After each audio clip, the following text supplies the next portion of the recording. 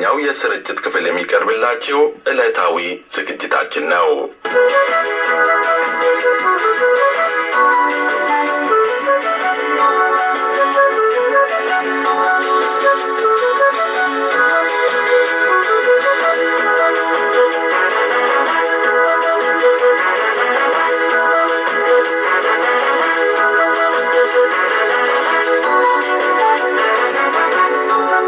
ስርጭታችንን ለምትከታተሉ ክቡራትና ክቡራን አድማጮቻችን በሙሉ የከበረ ሰላምታችንን እናቀርብላችኋለን። ከቫቲካን ሬዲዮ የሚተላለፍላችሁ የቅዳሜ ሚያዝያ 25 ቀን 2017 ዓመተ ምህረት ስርጭታችን አሁን ጀመረ።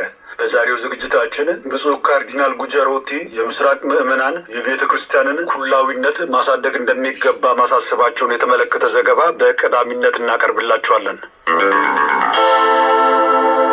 በማስከተል ብፁዓን ካርዲናሎች